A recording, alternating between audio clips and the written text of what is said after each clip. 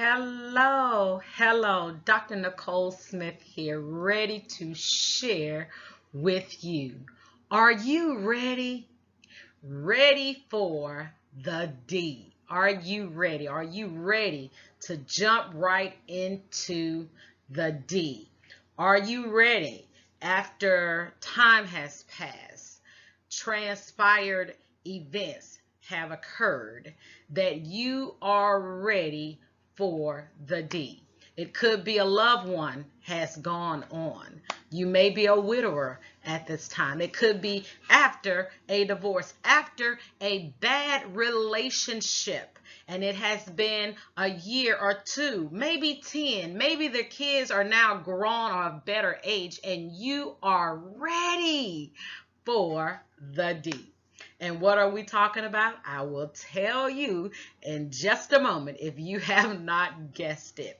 But again, my name is Dr. Nicole Smith, and I am a licensed and ordained minister. And I love speaking with loved ones about self-empowerment and as well as motivational speaking, personal development as well, relationship coaching, premarital, and marriage. So here I am because I'm asked this so much.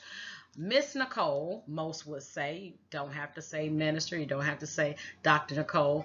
I don't have a date, or I'm having a hard time dating, or now I'm ready to get back out there. What advice would you give? What direction? And can you believe I get it from 20-year-olds up until 70-year-olds, because some people have at this point became widowers if their loved ones have gone on or have gone through a divorce. Am I the only one? So there comes a time when you reach where you're ready for the D. And yes, by now you should have guessed it, that I am speaking of being ready, the time to start back dating. There's nothing wrong with getting back into the dating scene. Are you ready to get back into the dating scene? Do you feel comfortable? Do you feel that you're at a point to move forward? These are some very important questions that you have to take the time out to answer yourself. Answer those questions. So I'm just going to give you briefly about a good bit of steps to help get you back in to dating. Because guess what? A lot of people, if they've been out of the dating scene for years, or they have been with someone for 10, 20 years, 30 years, and now they're single again, they're like, wait a minute, the dating game has changed. Or maybe what you've been doing in dating hasn't been working, and you still have not come about with the right person. This is the video or the course for you. Time to start back dating. Are you ready? And are you ready to move forward? That is a very important question that you have to ask yourself and be able to honestly answer it. There is no hurry. Please don't rush. We make the mistake at times in wanting to rush into things because of fear of being alone. So please do not allow fear to be your motivator, okay? Because fear is the opposite of faith. And you have to look at what type of grounds you want to start back dating on. And if you're already thinking there are no good men or women out there, guess what? You're not ready to date. And that's okay if you're not ready, because what we think, what we believe is key to what we will what? Attract. So are you ready for the D? Are you ready for the date? Are you ready to get back in dating? And if you are a widow, or you've lost someone and it has been many years or what have you. That's understandable. You could be going through some emotions, and there are some things that you still have to deal with or process. So if it's still emotional for you, or not necessarily saying that you've gone through a divorce, but a long-term relationship has ended and you still have some emotional attachment or ties with that previous relationship that hinders you from moving forward and being open. And part of dating should be a beautiful display of your vulnerability of being genuinely who you are. And bottle up emotions or hurts and pains refrain us or keep us from being genuinely who we are. We must be in a healthy emotional state to get back out there and date. You see that, Ryan? So we must be in a very healthy emotional state. And if you're not there, if you're still upset, if you're still angry, if you're still hurt, if you still have wounds, take the time and take the necessary time that you need. Not trying to encourage or motivate others, but take that time that you need. That is very, very, very, very, very, very, very, very, very, very, very, very, very, very, very important. It is. So there is no rush. This is what you're hearing me say. Do not rush. Do not rush the process. Do not go with the flow. And that's your own flow, where you are right now. Don't allow others to push their agendas on you. Please, let's not do that, because we can have a tendency to try to please our loved ones. So do not allow others. Don't allow them to push their agenda on to you. And stay within the area of what you're ready for. What are you ready for? Are you only ready for just meeting up once or twice a month with someone to have conversation, to be casual? What are you ready for? Where are you, wanting to head towards or go towards, or things to do? And don't believe that you have to let go, that you have to move beyond a loved one that you've lost, a spouse that you've lost, that you have to get over them. There is no getting over a deceased spouse or a relationship that ended through some tragedy, that person is no longer physically here with us. Dating is not about saying that you have to pack this person up and remove them. You get what I'm saying? Because how can you get over death? How can you get over losing someone? You never get over it. You never get over it. So dating is not about getting over them. Dating is not about, it's not implying that in no type of way, shape, or form. Okay? So it's about striving for acceptance. That's one main thing that it is about. It's about striving for acceptance and integrating the loss of this newfound you that you're in, this newfound state of being that you're in, and plan for a future without that beloved one. Get what I'm saying? So for them not physically able being here. However, any relationship that we've had, bad or good, has cultivated us, shaped us into who we are today. Okay, so let's embrace those things. Let's embrace that. And another point I wanted to make as well is know your reasons for starting back to date, which I said a few moments ago. Know why you're getting back into dating. What is your reason? And it's important that we be clear on things. That is so important, that we want to be clear about why we're doing what we're doing. And before you unpack,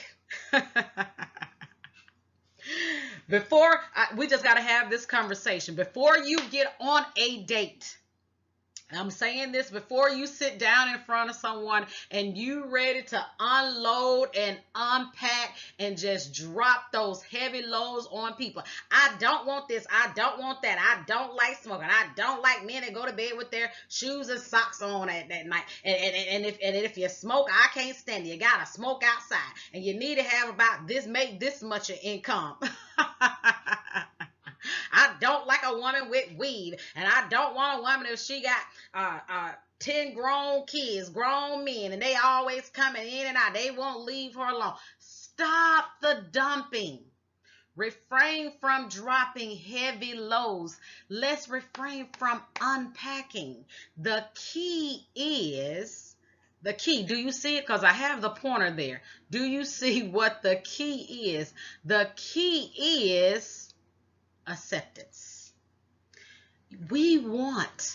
You desire someone to accept and love you for who you are.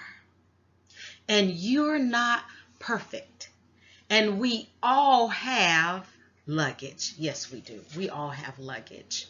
So let's not unload or unpack heavy things. No, I'm not saying not to have some form of idea, direction, and what you want.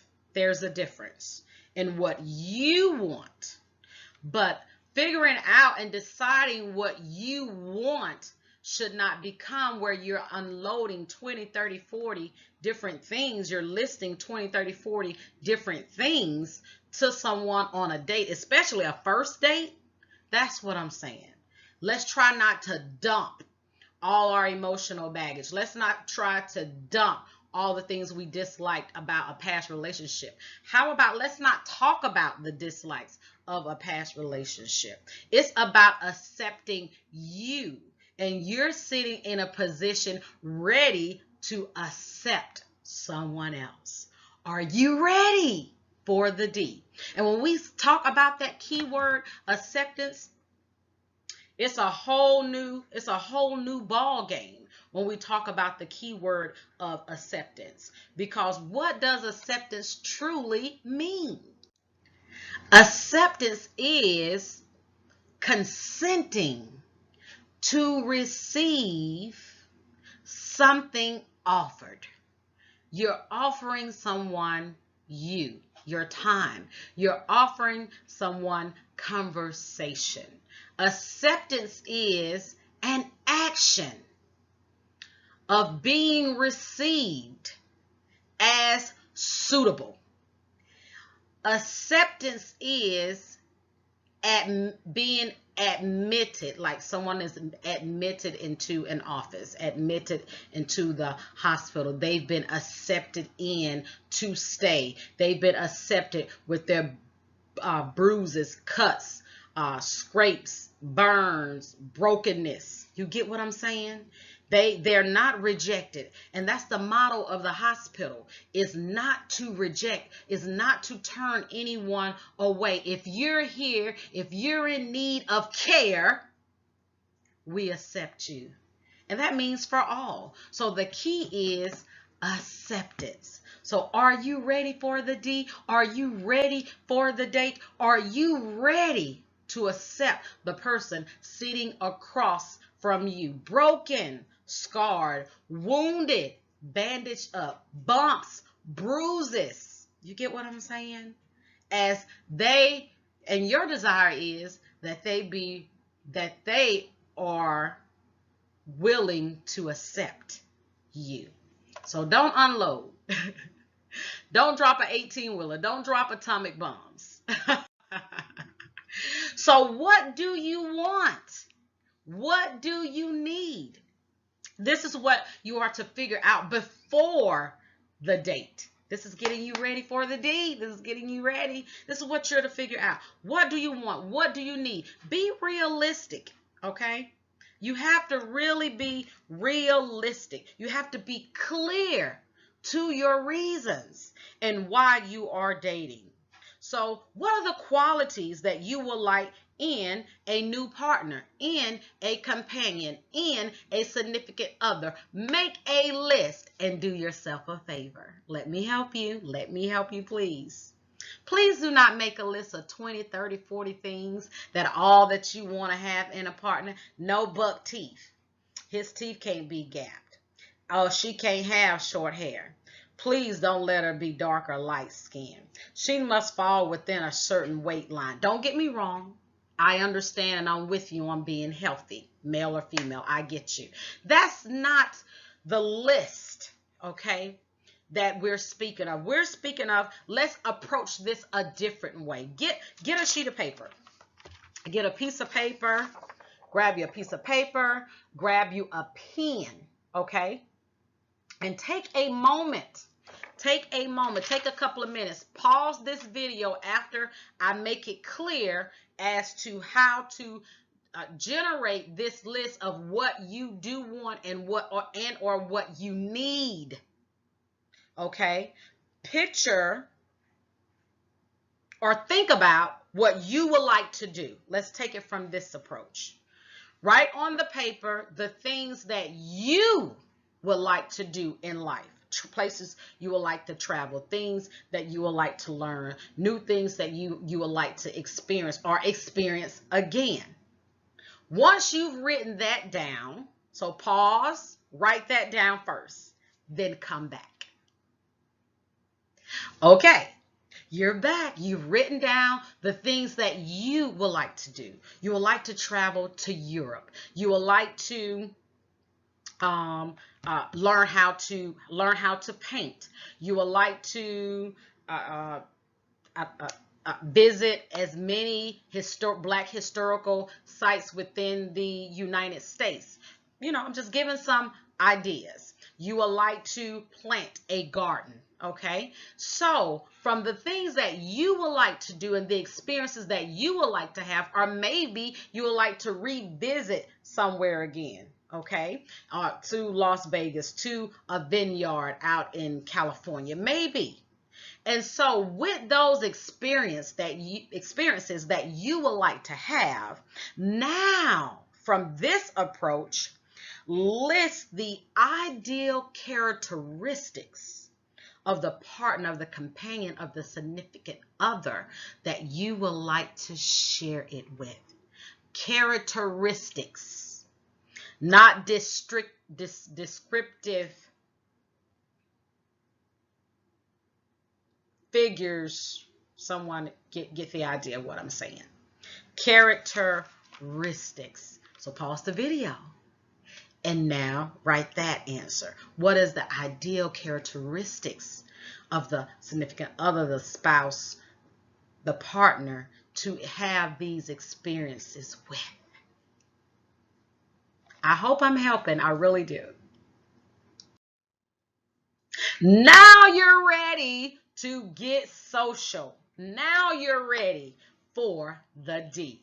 For dating, you're ready, you're ready, you're ready, you're ready, you're ready, you're ready. You're like, well, how should I go about this? Should I tell my family and my friends? Let me tell you something. Statistics have shown that communicating with your church members and your family members and all this kind of stuff and people at the grocery store or what have you, those are weak, how they say, ties. Weak. I'm not a good writer with this, so forgive me. Those are weak ties. That's what I'm trying to.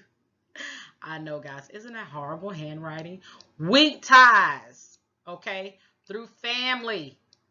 I don't know. It could have happened. I mean, you know, been of great benefit for others to meet with family members or connected with family members. That could have worked for some people. But let's be honest, that's not the ideal approach. It is a weak tie. That's just not the ideal approach, as in going through family members, as in going through the church. Basically, it's being social is about going outside of those boundaries.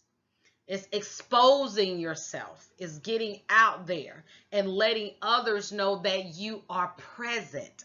So being social is really about being present. So go to the next office party that you've been invited to.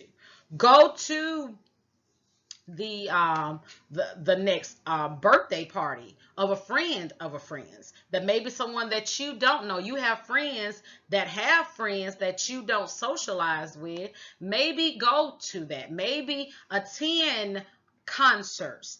Maybe go to different places where they have different type of games, things that you're interested in. If you're interested in the basketball, football, race car, NASCAR, go to the event. Movies, go to a movie, get out there and go. Be present, be seen.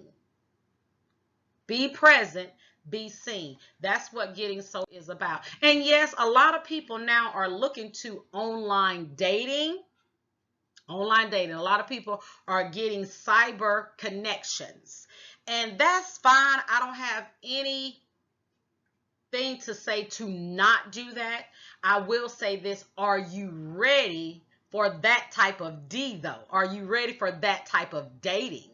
Are you ready to plug in? Are you ready to put in the time and commitment? Because now a lot of people have gotten away from genuinely communicating by being personable, by being one-on-one. You will really never get to know a person for who they truly are or how they are is only when you're within their presence. So the cyber connections are really about exposing yourself, of being available in a different way. But there comes a point where you're comfortable that you have to make the time to connect face to face. So it's not about trying to have this online fantasy love for months and months and months. Now, there are people that have met their loved ones online. I'm not saying that you cannot. What I'm saying is there still comes a point where you have to meet face to face. There has to be some physical, real life attraction, motivation, a connection. Now, the cyber connection helps fan through differences and similar likes and similar educations and similar backgrounds to help you hopefully have a more successful success rate at dating. But guess what? These tips that we said earlier in the video, if you make it clear what you want, what you need, and that you pace yourself and you stay within the areas that you are comfortable in, okay? Yes, you're taking a step and getting ready to date, but being honest and being accepting of yourself and others, then guess what? And getting out there and being social, a connection will happen if you believe that it will happen. So it also starts with what you're ready for. Are you ready for the D? Are you ready for dating? Are you ready for that type of D? Are you ready for online dating? Are you ready for cyber connections? Because you can only hide behind the video, the interneting, the Facebook, the POF, the Match.com, all these Cupids, whoever, Jump-a-bone, however. I'm sorry, I don't know them all, okay? Eventually, there has to be a actual physical connection and meeting. And if you come across someone that does not want to meet, stop the brakes. That's not the person for you. There's something wrong. That's a big red flag. First impressions.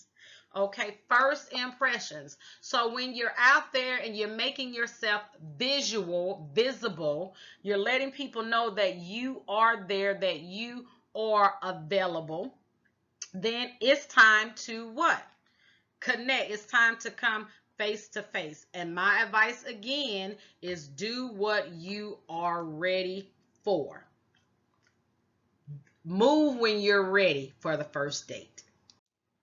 And when it's time for that first impression, yes, we know to be well groomed. We know to be clean, to be shaven, to have that fresh, warm smile, that nice, smooth breath. And we know that to be dressed. And to be dressed doesn't mean that you have to be formal, but feel like you be you. Okay? We understand that. We understand about body posture. If not, that's important. Your posture is important, just like the posture in what you believe, just like your emotional health is very important. Body language, that's what posture is saying, is very important. And does your posture say you are confident? Are you confident? Do you feel confident? So are you ready for the D? If you're not confident, if you feel as though, oh, I don't know why I'm going, I don't know if this person is who they really say they are, I'm just feeling kind of nervous about. It's one thing to be nervous, but it's another thing to not believe in who you are, to not be confident and assured about who you are, and love and embrace who you are. First impressions are key. There's a science to it. And there are two things that people immediately determine about us. That first date is key. It is important. And I'm not saying this to make you fearful or afraid. I'm just giving you information and food for thought, because at the end of the day, when you're going to meet someone, you're going not only to meet them to know who they really are, but is this someone, the two things that people immediately determine about us from a first meeting, the first impressions. Is this someone I can trust? Can I trust this person? And the other thing is, point two, is can I respect this person? So it boils down to warmth. It boils down to competency. And there it goes again with being confident. Competency and confidence comes into play with one another. Is this person competent, mature enough to handle a dating relationship, to get to know one another? Are they full of games? And then if someone is full of games, and that leads to someone that you cannot trust, which leads to someone that you cannot respect. So first impressions helps us in deciding or determining those two things. Can I trust this person? Can I respect this person? And not only are you going to be determining those two things, because they will also be determining those two things. That's why it's important to be honest. It's important to be authentically you. First impressions mean everything. Just two more points. Enjoy the experience. Enjoy the time. We're so caught up in don't do this, do that, do this, do this, don't do that, don't do all this, don't jump all this, don't talk about all this, and make sure you this, and make sure you got on this, and make sure that cologne is not too loud, and make sure your breath is fresh, and keep the mints, and just stay calm, be cool. Can I say this? Enjoy the experience. Maybe the relationship you've lost, the loved one you've lost, the relationship that did not work out. Time is of the essence. And all the time, the last second that just passed, all the time, the days and hours and years that we have lived, we can't recall them back. We can't get them back. But what we can do is enjoy the presence. Enjoy this moment. Plan to enjoy the experience of the day. Plan to enjoy the time. What if you are getting some negative vibes? Find something to enjoy about the date. If it's that coffee, that coffee is so good. Oh, it's so warm. Oh, the smell, the aroma. And it goes so nicely with this croissant and this beautiful establishment. I am so enjoying this time. Enjoy it. Embrace it. That's part of living in the moment. And the last tip, and we're closing. This is something we all need to do. And we have heard this in growing up, and maybe some of us have been guilty of this. is setting up the expectations bar to be so high that we fail to enjoy the time, to enjoy the moment. So I say to you, remove expectations. That's simple. Move them out of the way. Get the expectations out of the way. That will help you to enjoy the moment, to enjoy the time. Accept the time, accept, embrace that moment. Okay? And take the time in dating and wait and to exercise a positive outlook upon each date, each mindset. Because sometimes expectations can be a reverse of negativity, because then now if they're not met, here comes disappointment. But with removing expectations, we're able to accept a person for who they are and then check our list of the ideal characteristics that we're desiring to have these wonderful experiences with. Is that person those ideal characteristics? Worry about that after the first date or two or three. And focus more on enjoying the experience and accepting you and accepting the other person and being vulnerable so a person can see who you authentically are. And can you really enjoy the moment and embrace that time with that person, and can they with you? And if you come across someone that accepts you for your beautiful, handsome, loving, smart, kind, patient, educated, loving being, and embrace the moment with you, the now, and not be concerned with tomorrow's to-do list, then I believe you would have made a connection. But until then, until it happens, enjoy and embrace the experience and the fact that you've met someone new that you didn't know and that you started a new friendship. Enjoy the dating process. It's meant to be enjoyed.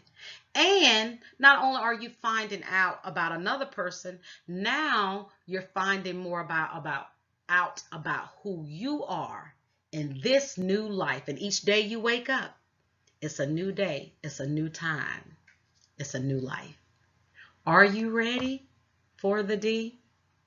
Are you ready for the date? I hope this has helped you. Look for more courses, online classes coming from Dr. Nicole Smith. And thank you for your time. You can find me on dr-nicolesmith.com if you want to reach out to me. Have a great one. Happy dating. Embrace it.